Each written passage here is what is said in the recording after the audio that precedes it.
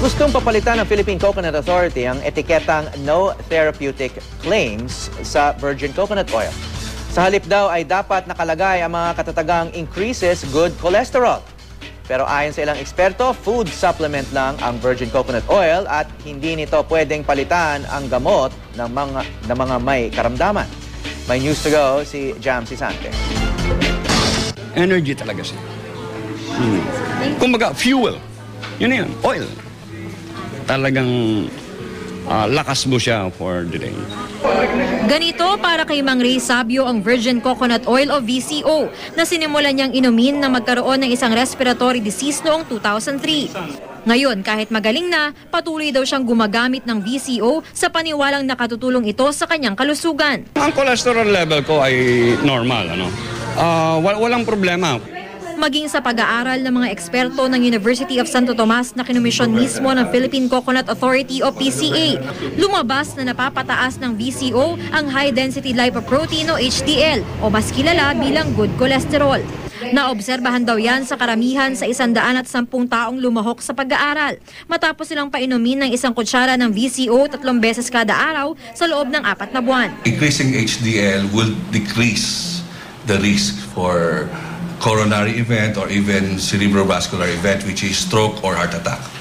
The highlights of the study showed that taking VCO is safe for human consumption. Kaya hiniling na raw ng PCA sa Bureau of Agriculture and Fisheries Product Standards na tanggalin na ang etiketang may katagang no therapeutic claims sa mga virgin coconut oil at palitan ito ng katagang increases good cholesterol. Mga village type, may mga kooperatiba ng mga farmers na naggagawa ng VCO. This move will perhaps increase their sale because their scientific finding some sort of value adding. Gayunman, ayon sa UST, may mga lumuhok daw sa pag-aaral na nakaranas ng pananakit ng tiyan. Bagamat karamihan daw ay nagulat ng ganadong pagkain, malakas na pangangatawan at mas regular na pagdumi. Because it's an oil, so it's a natural laxative. Kaya yun ang pwedeng explanation kung bakit there is less difficulty in bowel movement.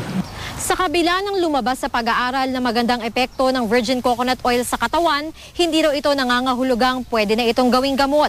Isa lang daw itong food supplement na maaaring makatulong sa pag-iwas sa sakit. We're not recommending that it could be a substitute for pharmaceutical medicines. We're not recommending that people with high cholesterol should stop taking their drugs for cholesterol and start taking VCO alone.